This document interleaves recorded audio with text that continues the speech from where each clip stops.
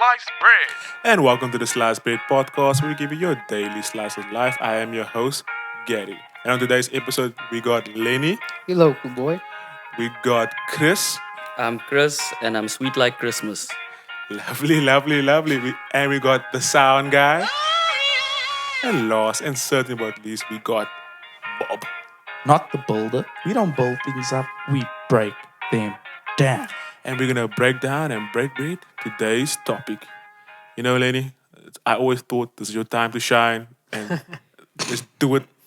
Appreciate it, Gary. Thank you. Thank Give it to you. Lenny. So, guys, the contrast of youth and older age is a thing that is really felt immediately, but rather we notice it far, far in the future, as unknowingly as the future is.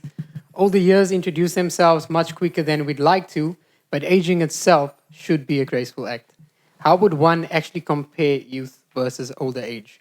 When I think about my youth, I think of the impetuousness of it. And it was quite a thing for me. Actions were made much too quickly, and there was a total blind confidence that could sustain you in your youth. But what do you guys actually think is some of those traits of youth? Talk to me, Gary. The only trace of youth I know of is eating sand, bro. That's all I know. Gourmet. Exactly. Well, Salt Bay. How did you take the sand? Was it like medium rare, or was it just... it's a bit more salt. Nice and damp. Did you like any condiments? Okay, so you ate sand. Basically, yeah. No, but when you were young, I was like nervous wreck, you know? Yeah. Just- Why? Why would you be a nervous wreck as a child? Because I kind of agree with Lenny in a way of the blind confidence. So what exactly would make you a nervous wreck as a child? Because like when you can't think rationally as a child, you're thinking what you feel, you know what I mean? For example, when you started playing, I don't know what sport you played Yeah. growing up. Like I started liking to play rugby. Yeah. You know what I mean? I never knew rugby was gonna make me get injured, break a few bones here and there, but I enjoy it. That's the thing. Oh, like maybe you were just aware of certain consequences quite early on. Exactly, you understand? But I liked it. I went with the flow basically. Yeah. What do you think, Chris? Some of those traits of youth? Yeah, no, I feel that blind confidence, probably comes from thinking that you, as a young person, you're going to live forever. It feels like you're young for a very long time, and you always look at old people as the people who are the ones who are going to die. Yeah. You don't, like, as a young person, see yourself as someone who's going to be leaving this earth soon. True. So you, like they say, young people live life in the fast lane. And I think it's because, young people feel immortal, like they're going to live forever. Yeah, for sure. Death is certainly not a thought at one's young age. You do think you're going to live forever. I remember going to the doctor once, and it was my teenage years, and I had flu and bronchitis. And I told the doctor, but I've got the rugby match on the weekend. Should I go play it? He's like, no, you definitely should not play it. You young people think you're never going to die. If you go and play with flu and bronchitis, you might die. So, good advice. What do you think, Bob? I think we need to define child. Okay. Age range at least, because if you think when you were very young, and we're talking, let's say roughly 5 to 9 years old, let's use that range, because that's when we use in the concepts of the blind confidence, because if you think about it, that depends on your social upbringing. And by that, your parents. Yeah. If your parents coddled you in a way, you would grow up thinking everything is given to you. So therefore, that confidence goes in line with everything I want happens. Yeah. There is no resistance. So you could grow up with blind confidence depending on how you were brought up socially. Because if you always were met with, no, you can't have this, no, you cannot have this, you can't do this, you can't do that, then you will stop trying as a child. Yeah. So this way, I find the nice balance, because it's not really the kid. Yeah, well, it's a good age. You said 5 to 9, right? Which is still within those sponge years. Yes. So you're soaking up all of these lessons and talks from your parents. Therefore, if they inducing certain things within you, you're definitely going to act that out later on. Let's hit those teen years, right? Definitely, we were all teenagers once at a time, and I do believe it's one of the most important times that we can go through in our lives. Exactly. This is the irrational part to be. Definitely, because look, there could be a certain level of confidence when you're a teenager, but also there's irrational thinking because you are in your most unwise state during your teen years because you are just taking things in and soaking things up. And this is where you can start to make the wrong decisions. I mean, that's why you get the naughty kids in school and you get the good kids in school. Like the naughty kids ones are probably the ones acting out on these impulses and really taking on those impetuous moments of youth. But what were some of those times in your specifically teenage years, where you could say, like, this was definitely a moment of youth and something that I would not want to relive now? I can talk back teenage years. One could approach a girl and get shot down and not care about it because it's on to the next one, you know? But at the same time, there could be the lie that all of those teenage movies tell us about, where you're supposed to meet your eventual perfect one at this time, you know? And then heartbreak feels like the most biggest thing that you can ever deal with. So was that stuff you guys went through during your teenage years, Chris? Well, I mean, I hope teenagers are actually listening to you now and to be more confident in that way because of what he's saying. Because I don't fully agree when he said I about... don't either, but we'll get there. The thing about approaching, I think that That's where you get crashed. Yeah, that's where you get crushed sometimes. But I mean, That's pretty boy privilege. it's good that Lenny brings it up. Why I'm saying that a teenager should listen is that you should have the mentality. What Lenny is saying is that you actually just don't care. Not don't care, but having that sort of experience of just going Trying, forward, at least just trying. Okay. yeah, and not really worrying about the outcome because you're young. But a young person doesn't think like that. You don't think that because I'm young, this doesn't matter and that doesn't matter. Everything matters in the moment. Exactly, and it's yeah. like the whole world is right there and then. You look at young people that lose boyfriends and girlfriends, and it's like your world is ended Yeah. at like the age of 16. Yeah. Dude, heartbreak is real at that age, isn't Okay, it? of course. Yeah. Are you bringing up Kelly or what? What's up? Look, yeah, Kelly was definitely involved in those teenage years. And Just to add what Chris was saying, like in your teen years, you basically have your blueprint, man, of who you are as Yeah. a person, man. Because you can't, at that age, you cannot formulate exactly what is right, what is wrong. Because when you were a kid, you didn't know what's right or wrong until you start learning, you know, those things. But when you come as a teenager, you obviously start knowing, okay, cool, this is a better thing to do. Because when I was a teenager, I realized, hey, I suck at rugby. Let me rather do something else, man. You understand? Yeah. You have to obviously formulate exactly what you want as a teenager, man. And when it comes to the heartbreak and all those things, yeah. are you an experience Enough said. in that? Let me just say, I wasn't like Jay-Z and going on to the next one. I was just on. That's all, man. Oh, wow. I was just on, bruh. What I was gonna say when I was listening to all this lovely talk is that as a teenager, that's where you're most socially challenged. Because a lot of people always say what happens in school isn't what happens in the real life, and that couldn't be the furthest point of that's the truth, actually. Yeah. But it's not true either. It's almost like it's a paradox.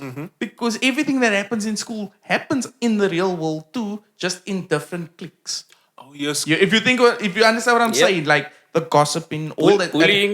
it Yeah. bullying, it happens. Doesn't ever go Even away. if you went to tertiary education, it would happen, but at smaller, or it will alternate. on That's what I want to say. more quote unquote sophisticated levels. There we go. Yeah. It's at a higher level. Yeah. So you'll have the most social pressure as a teenager in that high school. That's why I wasn't fully agreeing with my boy, pretty boy Lenny over here. That's a new nickname, by the way. That social structure of if you failed, you said approaching and then you get shot down. That social structure of he failed. Yeah. It scores some It young scores. guys. It actually It does. and it will occur again and again. So how you develop from it is you as a human being. That's you as a person, whether you're male or female. How you deal with it is up to you. But the social pressure, gosh, are you mad? Oh, it's true, because naturally, for us guys, you approach girls, and in this, I'm rebutting myself as well. You approach girls, right? If she shoots you down, she's gonna go talk to her friends. And that's what I'm saying. That's what I was Yeah. meaning by the social structure, the Yeah. hive-minded nature of that, and it will keep flowing and flowing and flowing. Next thing you know, you're at the bottom of the food chain, and now And just to add, like whenever you go in like to places, you always hear, oh, this is so high school, because people still believe in that mindset, man. It's small little clicks, man. It will always occur. Yeah. I was gonna say beware of the clique. Yeah, the Yeah. click. Yeah. It's where you feel most comfortable. True and enough. if that's all you've known, and when you've gone up in your ladder of success and it's still there, that's what it's always going to be. But I would say your most developmental years would be your teenage years. So please make the right decisions, guys. please. Don't do drugs. Okay, wrapping up the teenage years, do you think it is absolutely necessary to go through these earlier traits and then later moments in order to learn and grow? Of course, yes, it's part of development and Yeah. part of experiencing. So I would say yes. Cool. Gary?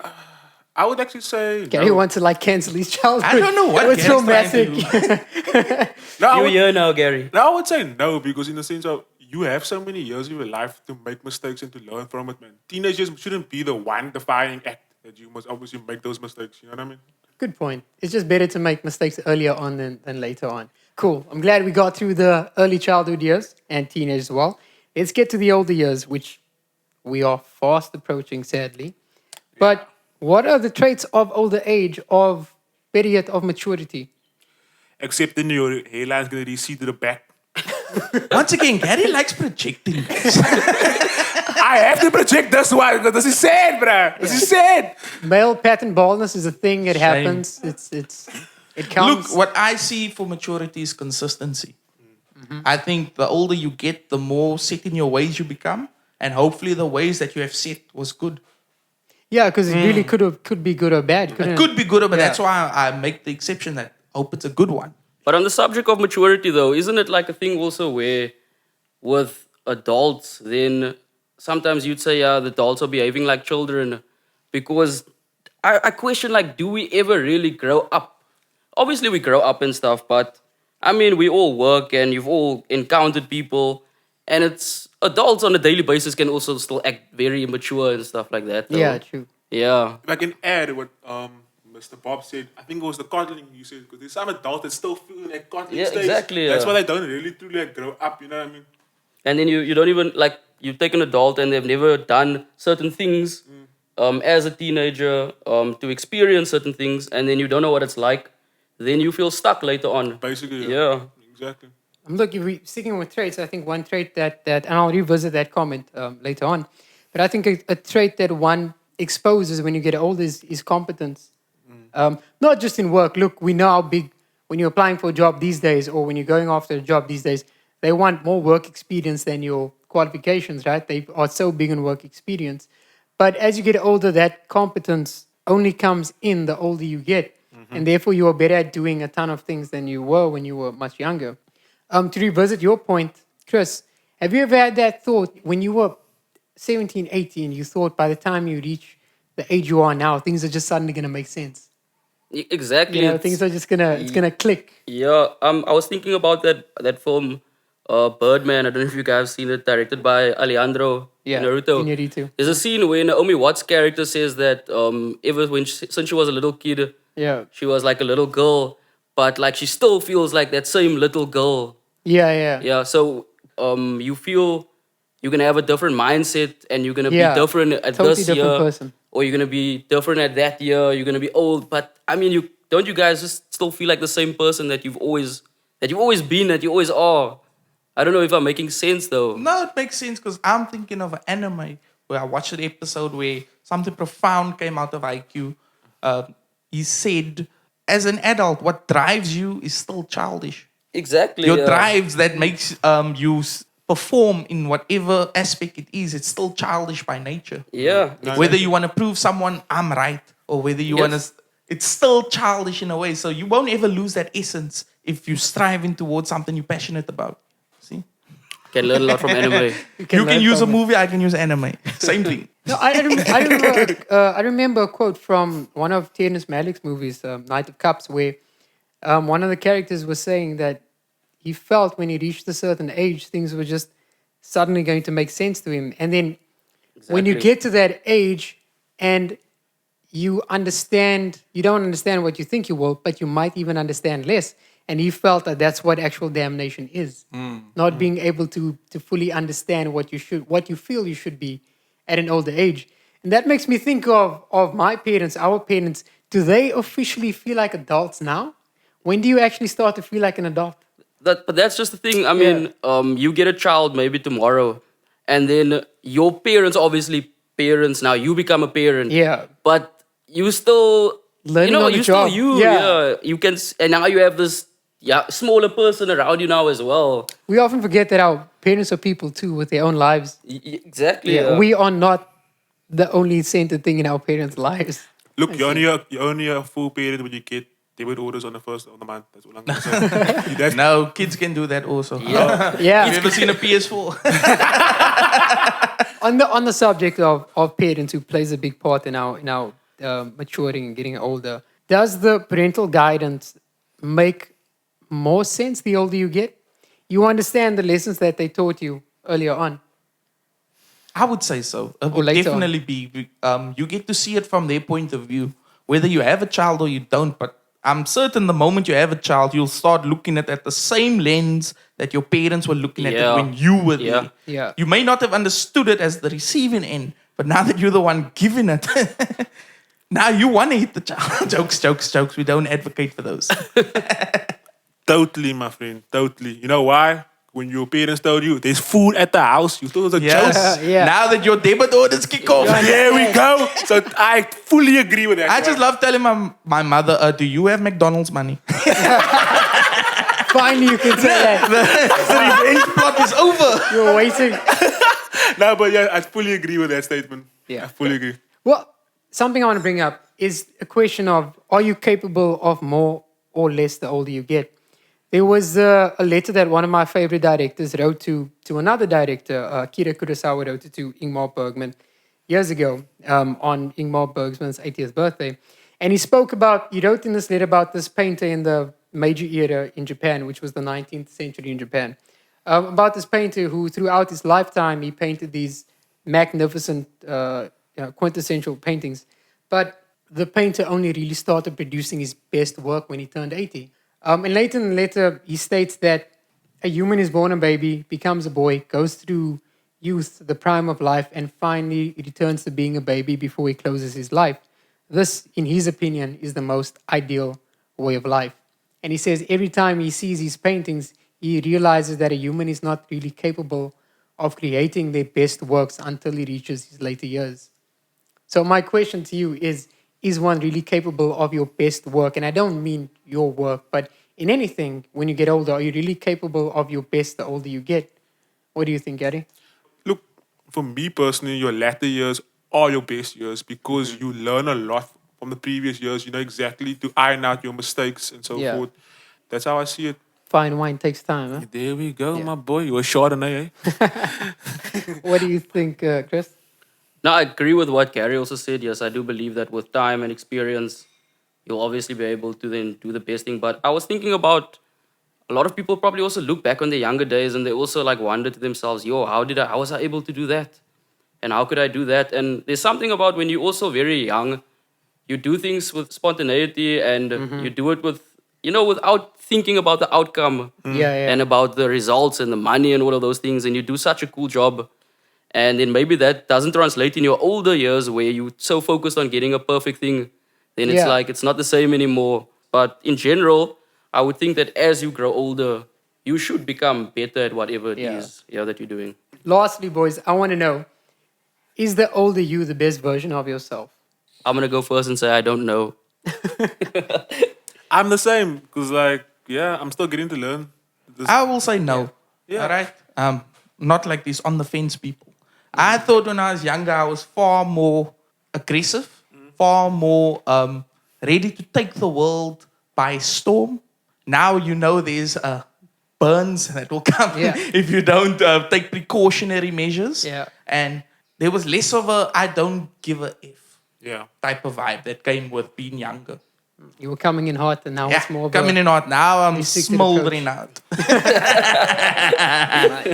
For me, I certainly hope so. There's this old quote from one of the John Mayer songs where he says, "I'd like to think that the best of me is still hiding up my sleeve," and I certainly hope that's the case with me. The older I get, I love getting older. I love getting closer to this eventual person that one could, be in the future. I guess you don't want to stop the train. Don't want to. Nice one. Hopefully you'll get there. Yeah. Hopefully one gets there. Lovely. Well, perfect. Thanks, gents, for joining on the show today. And thank you, ladies and gentlemen, for joining us on the Slice Bread podcast. Join us next time for another slice of life.